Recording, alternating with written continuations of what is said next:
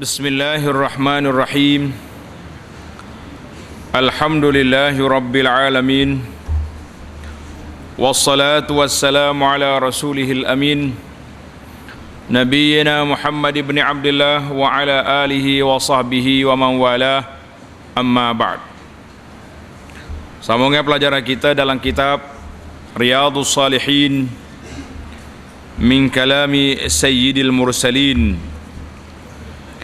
Kita berada dalam bab Kitabul Mansurati wal Mulah, kitab-kitab yang mengumpulkan hadis yang pelbagai. Sambungan kita pada kali ini, hadis dalam bab ini, hadis nombor 31. Dalam kitab asal dia, tanda kitab asal dia, hadis ini nombor 1838. 1838. Penting nombor hadis ni, mudah nak cari.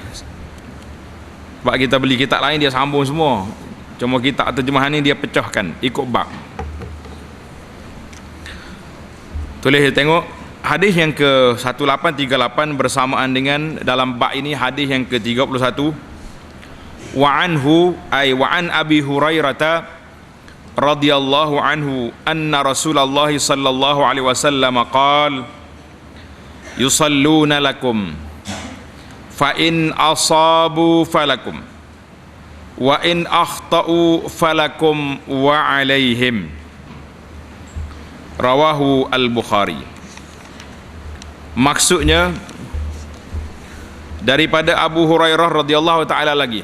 Maknanya hadis dalam bab ini kebanyakannya daripada Abu Hurairah. Macam Imam Nawawi rahimahullah taala, dia kumpul satu tempat riwayat Abu Hurairah saja. Sabda Nabi sallallahu alaihi wasallam, para pemimpin akan bersolat sebagai imam kepada kamu semua. Jadi zaman dulu imam besar solat ni khalifah sendiri, ketua pemimpin dia pergi solat.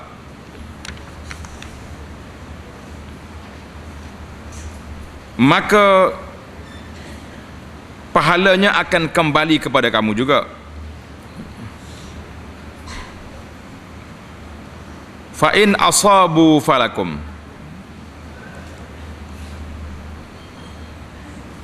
fa in asabu falakum, patut dia ada tertinggal situ. Sekiranya mereka itu betul dalam solat dia, dia jaga waktu baik, dia jaga semua peraturan solat, maka mereka imam-imam itu boleh pahala dan kamu juga boleh pahala. Wa in akhtau, tetapi jika amalan mereka itu salah, tengok, jika mereka itu salah, falakum wa alaihim, pahalanya adalah untuk kamu semua dan dosanya akan kembali kepada mereka sendiri. Hadis ini agak susah lah, anak-anak kita ni nak faham. Ini di antara hadis yang Nabi kita sallallahu alaihi wasallam sebut benda yang akan berlaku.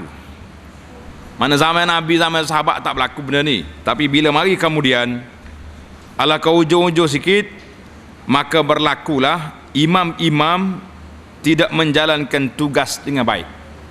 Sama ada imam itu a'immah dengan makna umara, pemimpin-pemimpin. Kadang-kadang pemimpin ni kalau dia nak pergi solat satu tempat, Zuhur masuk pukul 1 suku, pukul 3 baru dia sampai, lewat-lewat. Mana akan berlaku benda-benda lagi tu? Ataupun mereka tak menjalan solat dengan cara baik, tak menjalan dengan cara baik, maka kita yang ikut belakang dia tu sah, kita dapat pahala, tapi mereka yang dapat dosa. Kalau dia buat baik, kita dua-dua dapat pahala belaka, kita dua-dua dapat pahala belaka. Pengikut dapat pahala, pemimpin pun dapat pahala. Akan berlakulah.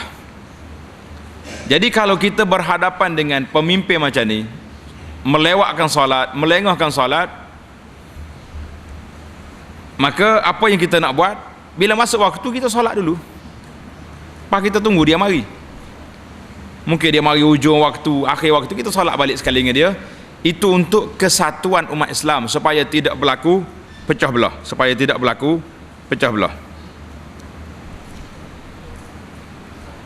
Kata di Imam Bukhari, tanda ni anak-anak ni, Imam Bukhari bawa hadis ni dalam bab apa? Babu iza lam yatim al-imam wa atamma man khalfahu. Bab hadis ini menunjukkan bahawa ada imam tak sempurna solat, tapi makmum belakang sempurna.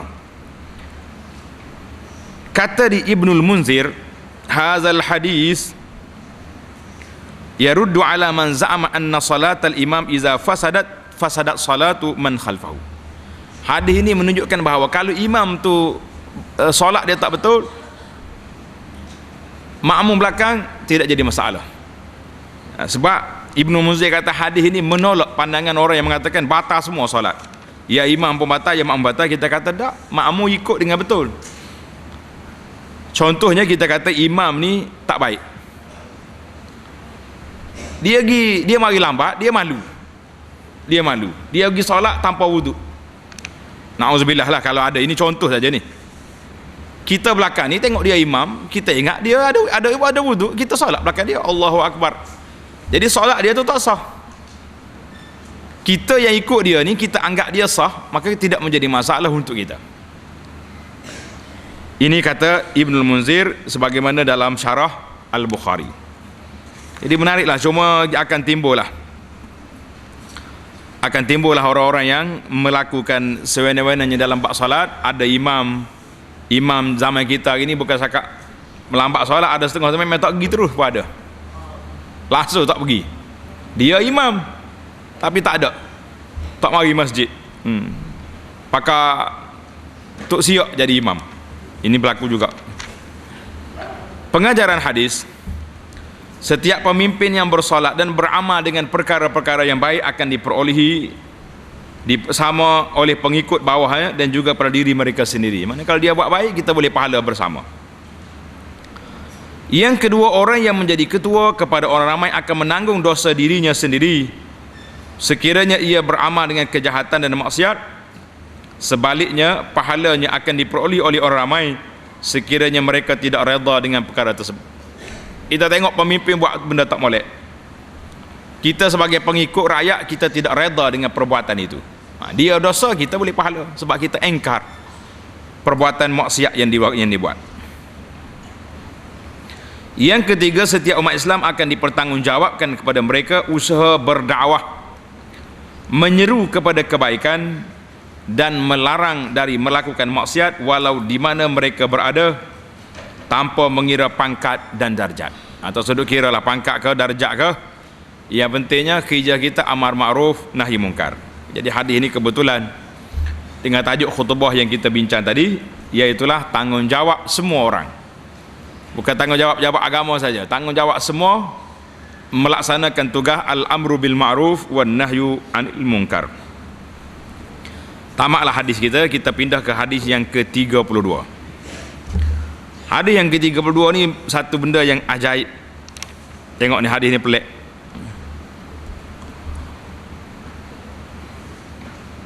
Wa anhu ay wa an Abi Hurairah radhiyallahu anhu. Kuntum khaira ummatin ukhrijat linnas. Kuntum khaira ummatin ukhrijat linnas. Qala khairun nasi linnas ya'tuna bihim fis salasili fi a'naqihim hatta yadkhulu fil Islam. Rawahu Al-Bukhari. Maksudnya daripada Abu Hurairah ketika beliau menafsirkan ayat Al-Quran yang berikut, kuntum khairu ummatin ukhrijat linnas, kamu semua adalah sebaik-baik umat yang dilahirkan untuk manusia. Kata Abu Hurairah, kata apa? Sebaik-baik kalangan manusia untuk manusia ialah mereka yang datang dengan membawa tawanan manusia lain yang belum Islam, diikat dengan rantai di leher, pada leher mereka, sehingga orang-orang tawanan itu redha untuk memeluk agama Islam. Rawahu Al-Bukhari. Boleh faham ke tak ni? Tengok hadis yang kedua tu. Hadis yang ke-33 kita rangkum sekali, baru nampak cerita. Wa anhu lagi, daripada Abu Hurairah lagi, dia kata apa? Ajiballahu azza wa jalla min qaumin yadkhuluna al-jannata fis salasil. Rawahul Bukhari. Maksudnya Allah SWT hairan, ta'ajub dari sesuatu kaum yang masuk syurga sama-sama, sedangkan keadaan mereka terbelenggu dengan rantai. Terbelenggu dengan rantai. Tutup setakat tu je dia dulu, kata-kata Nabi SAW setakat tu. Kemudian wa ma'nahu tu, itu huraian daripada Imam An-Nawawi. Maksud dia, ada di antara mereka yang masuk Islam setelah ditawan dalam peperangan oleh orang Islam, kemudian mereka beriman dan bertakwa, yang akhirnya mereka masuk syurga.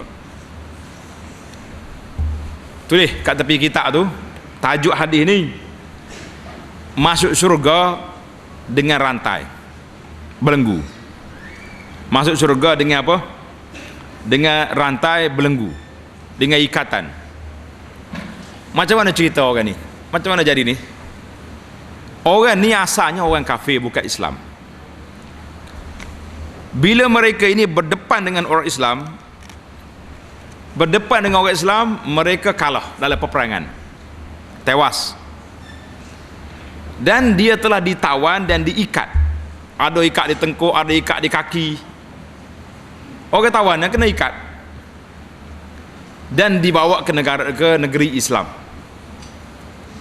Bila bawa negeri Islam, dia jadi hamba, kan? Jadi hamba. Bila dia tengok orang Islam ni baik, akhlak mulia, perangai juru, akhirnya si kafir hamba tadi masuk Islam. Bila dia masuk Islam, kalau dia mati, ke mana tempat dia? Mana pergi? Syurga.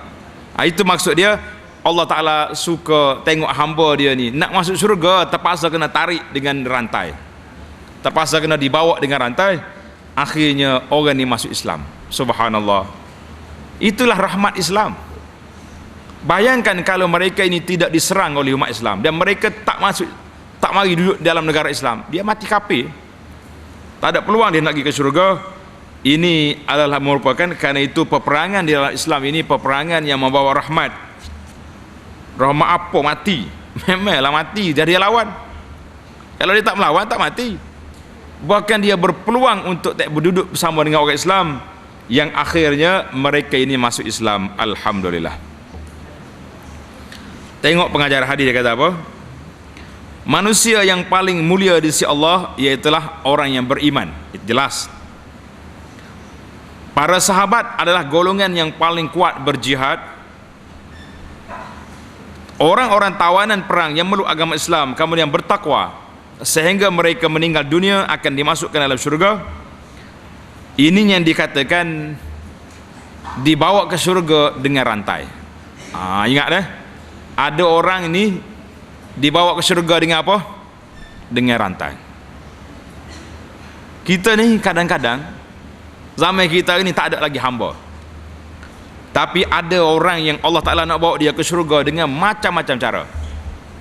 Allah Ta'ala hantar mari banjir, hanyut rumah dia, tenggelam harta dia. Dulu dia lara, dia leka, dia lalai, dia macam-macam gedebeh. Lepas kena banjir, dia jadi ahli masjid, siang malam duduk masjid, jadi penjaga masjid, baca Quran. Alhamdulillah, Allah Ta'ala nak bawa dia ke syurga dengan apa? Dengan banjir. Macam-macam cara Tuhan nak bawa orang ni. Ada orang aksiden, akhir kali terlantar di hospital. Waktu di hospital dia insaf. Ada seorang ni pendakwah, dia cerita seorang ini masuk hospital, lumpuh sebelah tubuh dia, tak boleh berjalan. Apa dia nak buat? Dia ambil Quran, dia hafal Quran. Subhanallah. Lumpuh dia sembuh, dia boleh keluar hospital, dia sudah ingat beberapa surah Al-Quran. Subhanallah. Belum ada ni, jangan tanya, pegang Yasin terbalik. Allah Ta'ala sayang dia, dibawa orang ni kena aksiden, akhir kali boleh hafal Quran. Subhanallah. Tapi Nabi tak suruh kita minta bala bencana. Nabi kata is'alullah al-afiyah, kita minta selamat. Bila kita semua ni selamat, belajar dengan baik lah. Jangan tunggu aku nanti aksiden nak hafal Quran lah, nanti hanyut sungai nak apa lah. Sekarang kita kena buat. Sekarang kita kena buat. Sebab apa? Orang yang hafal Quran ni bukannya kira umur. Di kalangan sahabat-sahabat Nabi radhiyallahu anhum ada yang hafal Quran bermula umur 40. Ni mari 20 tahun ustaz saya umur 20 boleh hafal Quran. Orang zaman dulu umur 40, 45 hafal Quran, 50 hafal Quran boleh. Ni orang tua zaman kita ni suruh hafal Fatihah, suruh hafal zikir lepas solat giling kepala. Hak berat laginya langsung tak dengar kitab. Lepas kuliah, lepas solat balik. Hak berat lagi hak tak mari langsung. Tu berat lagi. Nas'alullah al-afiyah. Maka orang yang mati, orang yang Islam mati dalam keadaan beriman, husnul khatimah, inilah yang diambil kira. Dia tak kira dah hak dia perang dengan Nabi dulu, hak dia berlawan dengan Islam, dia mari nak bunuh Rasulullah sallallahu alaihi wasallam, tak kira. Lepas dia dirantai dengan belenggu, dibawa ke negara Islam, akhirnya dia masuk syurga dengan rantai. Allahu akbar. Bahagia tak bagi orang tu? Rezeki dia, rahmat Allah Ta'ala sampai kepada dia walaupun dengan rantai. Kita berpindah pula kepada tajuk lain pula. Tulis kelebihan masjid. Hadis yang ke-34 dia punya tajuk kelebihan masjid. Kena buat tajuk sendirilah. Imam Nawawi tak buat tajuk dah. Dia bawa satu bab besar, Al-Mansurati wal Mulah. Tajuk-tajuk kecil dia kata awak buat sendiri. Belajar-belajar dengan ustaz, buat tajuk. Hadis yang ke-34 dalam bab ini, wa anhu ay an Abi Hurairah radhiyallahu anhu qala ahabbul biladi ila Allah masajiduha wa abghadul biladi ila Allah aswaquha. Rawahu Muslim.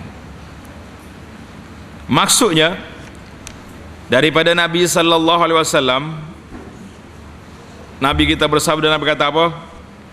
Tempat yang paling dicintai, disayangi oleh Allah Azza wa Jalla dalam sebuah negeri itu di mana? Masjid Allah.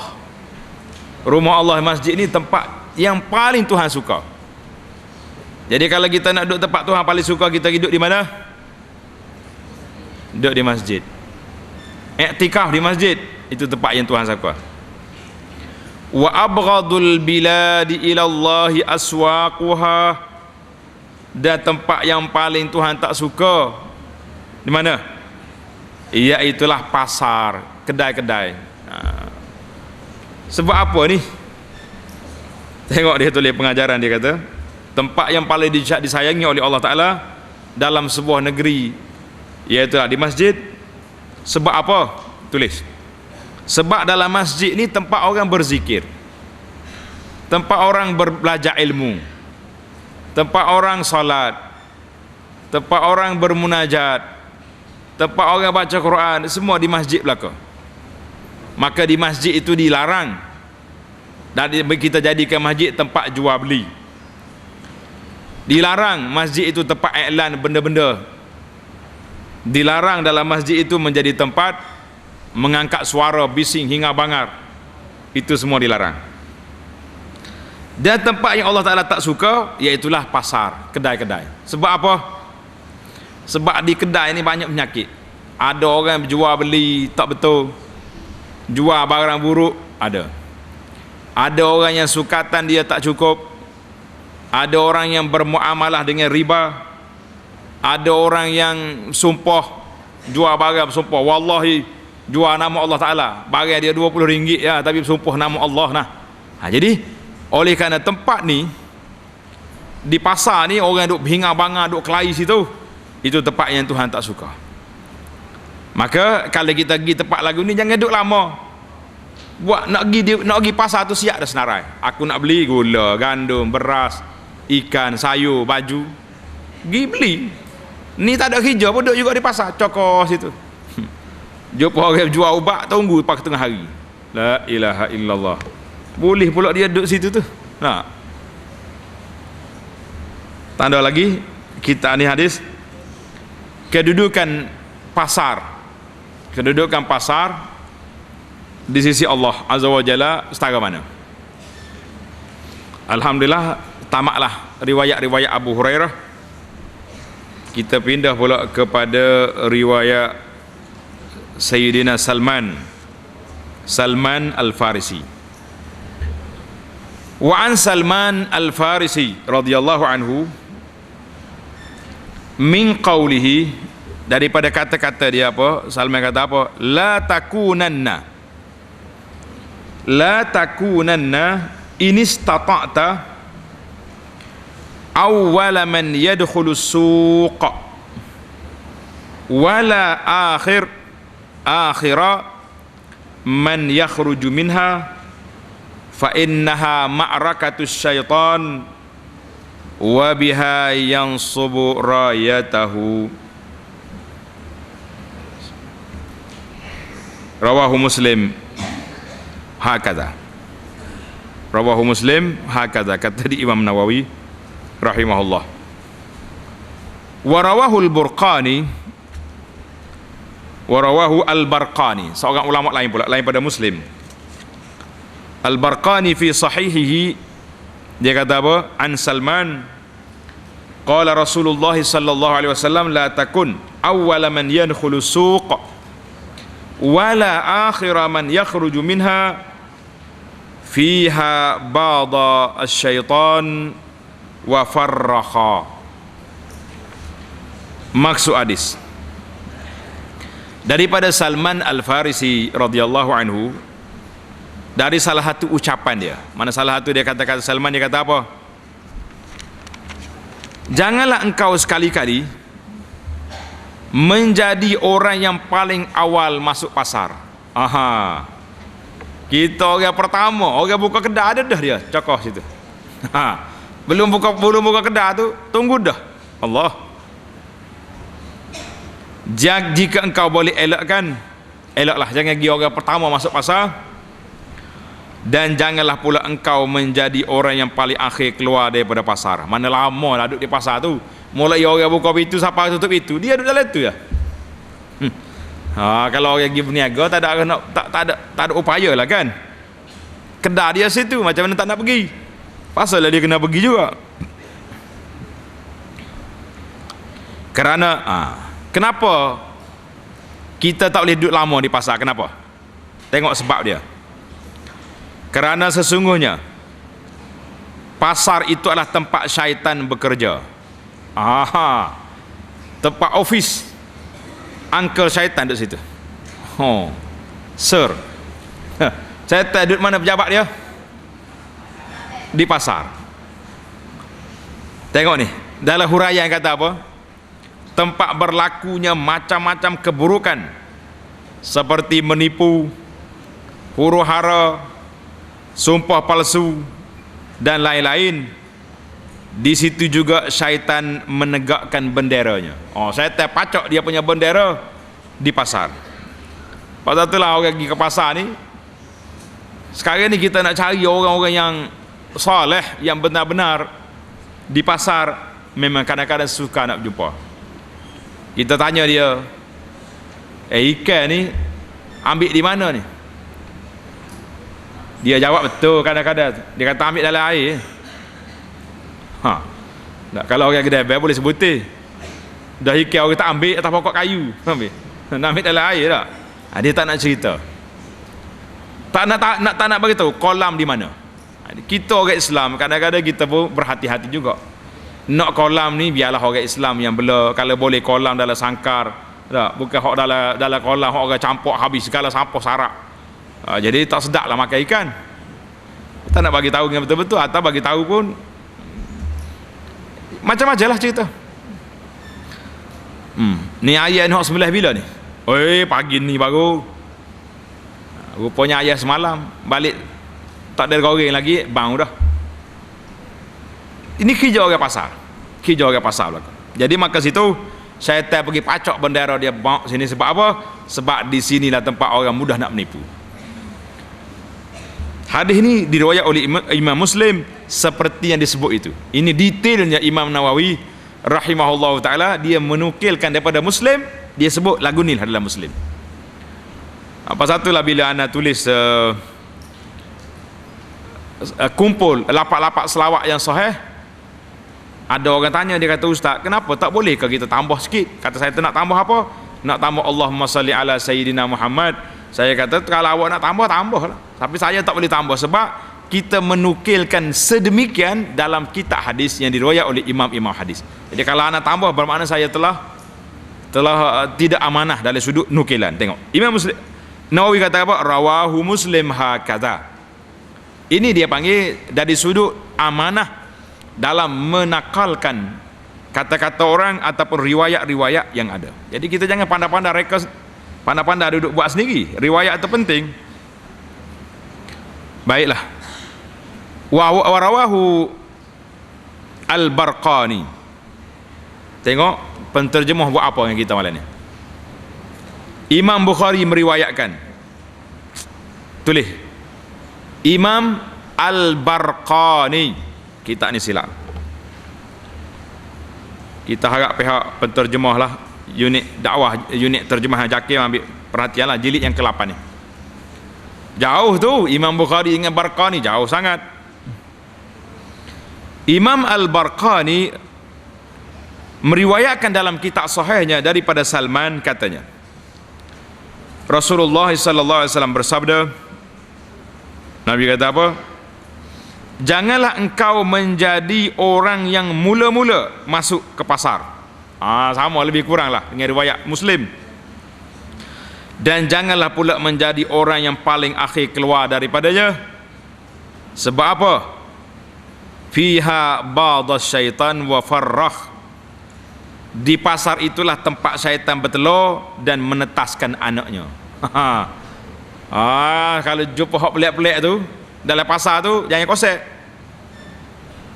dia kena ke telur syaitan. Jadi kita tak tahu hadis ini alal haqiqah, syaitan tu dia bertelur, dia beranak, dia menetas, ataupun ini ibarat apa? Ibarat kepada syaitan ni lama duduk situ, hijrah dia duduk situ. Fa innaha dipanggil ma'wa asyaitan, tempat syaitan duduk. Syaitan duduk situlah. Allahu Akbar. Payah ke tidak? Kita ni tempat kita suka pergi ni kan. Pergi boleh, tak salah. Bukan semua orang tak baik duduk di pasar. Ada orang yang soleh berniaga, ada orang yang benar, ada. Tetapi tidak digalakkan kita dia berlama-lama duduk di pasar. Sudah beli balik. Pasal itulah saya tengok ada setengah orang ni, kalau dia pergi minum air ke makan di kedai kopi, dia duduk siapa kawan-kawan itu nak tutup kedai. Awak minum semangkuk. Kalau kita kata makan mihun dalam sup tempurung tu, berapa minit sekali duduk? 15 minit. Habis lah tak? Duduk 15 minit balik lah. Ni duduk siapa kawan itu akak kerusi tak atas meja, tak balik lagi. Apa cerita? Ini dia panggil kita pergi duduk sekejap. Iza qada hajatahu insaraf. Bila selesai daripada menunaikan hajat dia, baliklah, tak usah duduk tunggu situ. Pengajaran hadis, Islam melarang kepada umatnya yang sengaja suka-suka berjalan-jalan di pasar-pasar atau di kedai-kedai, kerana amalan tersebut boleh menarik diri seseorang kepada melakukan berbagai-bagai maksiat kepada Allah dan Rasulnya sallallahu alaihi wasallam. Jadi kalau kita tak ada hijau, tak usah pergilah ke pasar tu, tak usah pergi. Saya tak ada apa. Paling tidak kalau kita pergi pasar-pasar pasar raya hari ni, paling tidak pun dengar lagu. Betul tak? Dia pasal lagu, bukannya pasal lagu nasyid, pasal lagu dia. Jadi boleh dengar lagu.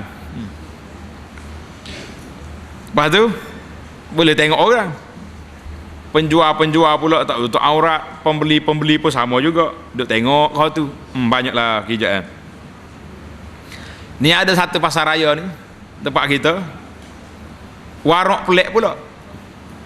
Bila masuk waktu azan, dia akan pasang siarkan azan dengan radio, ya siar pun, dengan apa ni, dengan CD dia pasang azan. Bila dia azan, dia tak boleh dah, orang nak bayar pun tak boleh, nak beli tak boleh, kaunter dia tutup, tak boleh bayar. Jadi berdiri situlah. Kita pun tanya dia, aku nak keluar dah ni, bayar. Dia kata menghormati azan. Saya kata menghormati azan tu baguslah, tapi saya nak keluar ni sebab nak pergi masjid.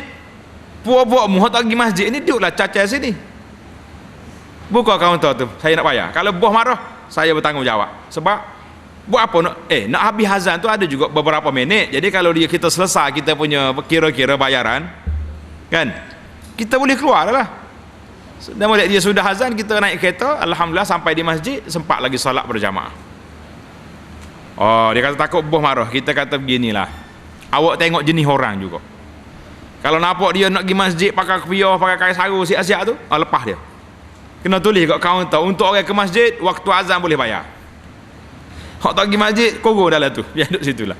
Kalau dia keluar tak pergi masjid juga, dia pergi makan dekat masjid ada. Pergi dekat masjid ngak-ngak itu, orang duduk solat atas masjid.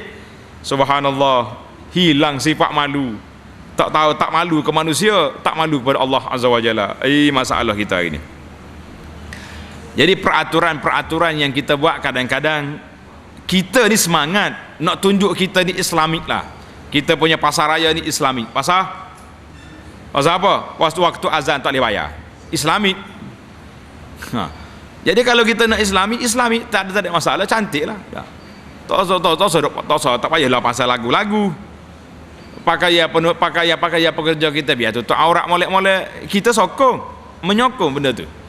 Waktu orang azan, siarkan azan, cantik, tapi tak payahlah sekat orang sampai mereka tak boleh nak keluar atas alasan menghormati azan. Kita bukan yang tak boleh berjual waktu azan ni bila? Azan yang kedua, bermula azan yang kedua pada hari Jumaat. Itu tak boleh. Allahu Akbar. Tengok hadis ni, hadis pasar. Yang kedua, Rasulullah sallallahu alaihi wasallam melarang umat Islam duduk lama di kedai dan pasar-pasar, kerana perbuatan begini akan melalaikan diri dari beribadat kepada Allah Azza wa Jalla. Leka lara duk cokoh si tak ada kerja. Yang ketiga, umat Islam hendaklah berusaha sedaya upaya menjauhkan diri dari maksiat, sama ada secara terang-terangan ataupun secara tersembunyi. Kita kena ingatlah, terang ke sembunyi ke, jangan duk berani nak buat benda-benda yang tak baik. Satu lagi hadis kita ambil, hadis yang ke-36. Wa an Asim al-Ahwal an Abdullah bin Sarjis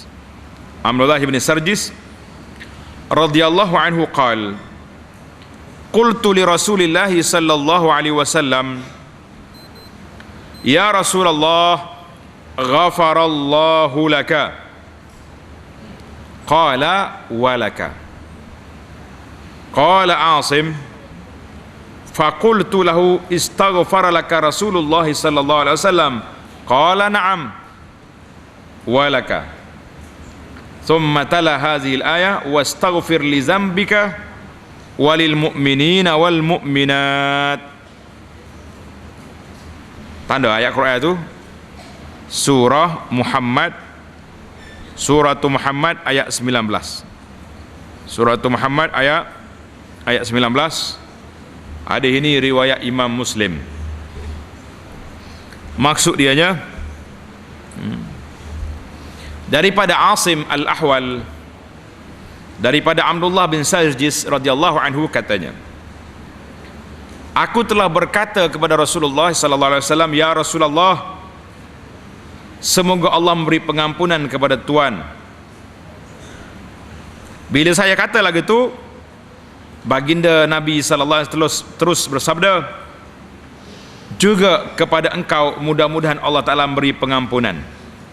Tengok, tulis tepi tanda tajuk kita tajuk hadis ni, iaitulah kelebihan kita saling meminta keampunan. Saling meminta keampunan. Bila kita jumpa orang-orang yang saleh, orang baik, kita pergi doa ke dia. Tuan, semoga Allah Ta'ala memberkati hidup Tuan. Kalau orang kata kita gini, kita kena jawab lalu, walaka. Dan bagi awak juga sama. Kena kata macam mana? Walaka, ataupun wa anta kazalik. Awak pun sama juga. Wa anta mislu zalik, sama. Jadi hak senangnya ambil lafaz Nabi. Walaka. Sepatah kan kalimah. Laka, untuk awak. Artinya doa yang membaca untuk aku tadi untuk awak sama juga. Ini bahasa Arab ni pendek tapi dia punya makna panjang. Saya dah, kalau orang doa saya kata terima kasih, syukran. Itu habislah, kita tak doa balik, tak balas balik doa. Yang patut kita belajar di sini, membalas balik doa orang. Kalau orang kata ghafarallahu laka, kita jawab walaka. Dia kata Allah Ta'ala ampun dosa awak, awak pun sama, Tuhan ampunkan. Kalau doa kita, semoga Allah Ta'ala bagi awak kesihatan, kita kata Tuhan pun sama, sama-sama sihat. Jadi kita balas balik doa, mengaminkan doa yang sama. Alhamdulillah, ini di antara cara sunnah Nabi sallallahu alaihi wasallam. Bila orang doa kebaikan untuk kita, kita jawab. Macam kalau orang kata, contohnya kita buat satu benda baik, dengar ni, anak-anak tulis di kitab. Kalau orang buat kebaikan kepada kita, kita kena kata barakallahu fik. Tulis barakallahu fik, semoga Allah Ta'ala memberkati kehidupan awak, sebab dia tolong kita, dia buat baik pada kita. Jadi apa kita nak jawab? Orang yang didoa tadi kena jawab juga wa fika barakallahu, dan awak juga semoga Allah Ta'ala beri keberkatan. Ini dipanggil saling doa mendoakan kebaikan. Menarik, Islam tak ajar kita bermusuhan. Yang Islam didik kita, asuh kita, ajar kita apa? Kebaikan, saling doa mendoakan di antara sama-sama kita. Alhamdulillah. Seterusnya, tengok hadis seterusnya. Saya berkata kepada Abdullah bin Sarjis. Betul tu, buah ain tu Abdullah, buah lam. Aku berkata kepada Abdullah bin Sarjis, apakah Rasulullah sallallahu alaihi wasallam memohonkan keampunan untukmu? Ia menjawab, ya, dan juga untuk engkau, jadi Nabi kita balas balik doa itu cantik. Kemudian ia membacakan doa, dan mintalah keampunan wastaghfir li zambika walil mu'minina wal mu'minat. Mintalah keampunan kepada Allah untuk menghapuskan dosamu, dan juga untuk sekalian orang-orang mukmin, sama ada laki-laki ataupun perempuan. Hadis ayat ini dalam surah Muhammad ayat 19. Tulis tepi kitab tu. Ini khas kita pergi minta dengan Nabi doa ini bila ketika Nabi masih hidup. Setelah Nabi kita telah wafat, maka para ulama telah menyebut beberapa larangan yang tak sepatutnya kita pergi minta setelah kewafatan Rasulullah sallallahu alaihi wasallam. Pengajaran hadis, disunatkan kepada semua umat Islam agar mendoakan kepada Rasulullah. Kita doakan, bukan Rasulullah lah, waktu Rasulullah hidup, Rasulullah mendoakan kepada sama-sama kita untuk mendapat keampunan daripada Allah Azza wa Jalla. Kita tengok sahabat kita ni, kita kata rahimakallah, Allah Ta'ala beri rahmat pada awak. Bila orang kata kita jawab balik walaka, dan awak juga dapat rahmat nanti.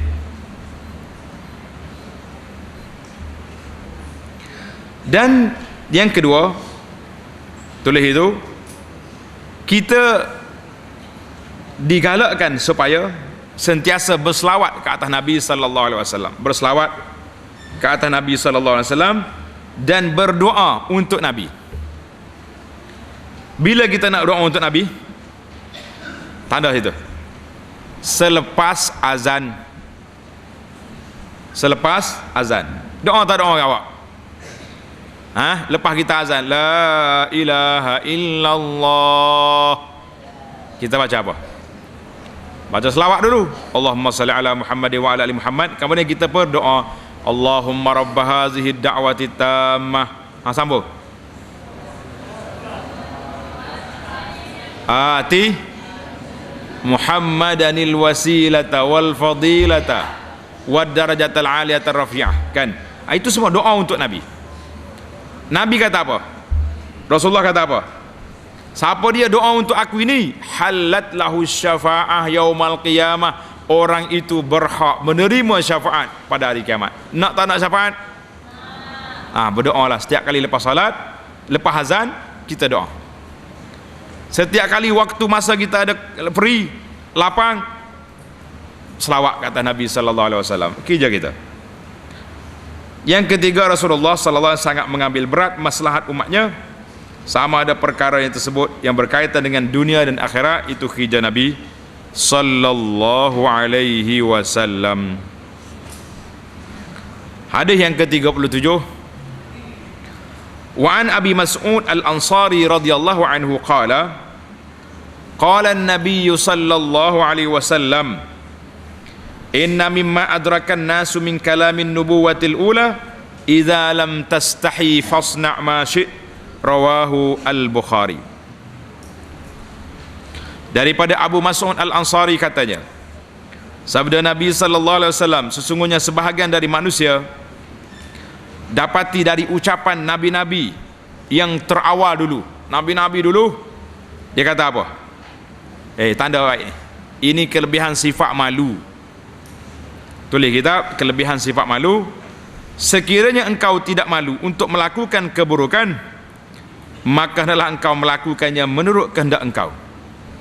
Sifat malu ni, sifat malu nak buat benda tak baik. Ini yang kita.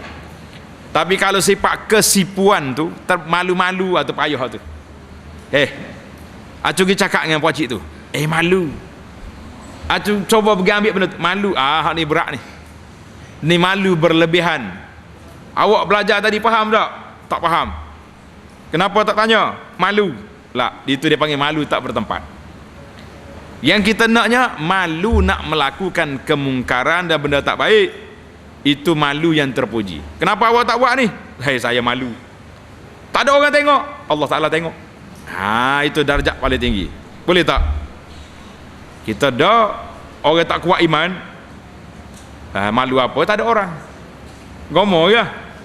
Dia tak ingat sifat Allah Ta'ala tu. Apa sifat Tuhan? Basiran. Allah Ta'ala melihat, kan?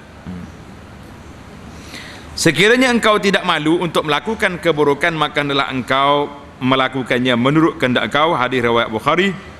Pengajaran hadis yang pertama, orang yang melakukan kemungkaran dan maksiat ketika hidupnya ialah mereka yang telah dikuasai oleh nafsu mereka sendiri dan juga telah dikuasai oleh syaitan. Yang kedua, malu adalah sifat yang sangat mulia dan dituntut oleh Islam kepada setiap orang Islam mengamalkannya walau di mana mereka berada, dengan syarat perkara yang dimalukan itu iaitulah yang untuk melanggar syarak. Tapi kalau malu tak bertempat lah. Kenapa malu? Kenapa tak pergi? Baru ni ada satu orang dengar cerita pelik ni. Mula-mula dia pergi masjid. Dia pergi masjid awal, dia duduk depan. Lama-lama duduk belakang pula. Orang tanya dia, kenapa tuan pakcik duduk belakang? Dia kata, saya malu duduk kat depan. Takut orang kata alim, orang kata warak, malu duduk belakang. Syaitan mari pula, awak ni bukan tarah awak pergi awal masjid, lambat-lambat sikit lah. Akhir kali dia orang azan baru pergi masjid, duduk belakang. Ini malu lagi ni, panggil malu waswah syaitan lah gitu. Syaitan main slow-slow. Jangan. Kalau kita duduk depan syaitan marah, kita lagi lawan, duduk belakang tu email pula. Ini semua ni perbuatan-perbuatan yang dimainkan oleh syaitan. Yang ketiga, orang yang malu melakukan maksiat ketika dunia akan mendapat ganjaran pahala yang besar daripada Allah Ta'ala di akhirat nanti, insya-Allah. Hadis yang seterusnya 38 kita akan sambung dalam jalsah kita yang akan datang, insya-Allah. Subhanakallahumma wa bihamdika asyhadu an la ilaha illa anta astaghfiruka wa atubu ilaih. Wa sallallahu ala nabiyyina Muhammad wa ala alihi wa sahbihi ajma'in walhamdulillahi rabbil alamin.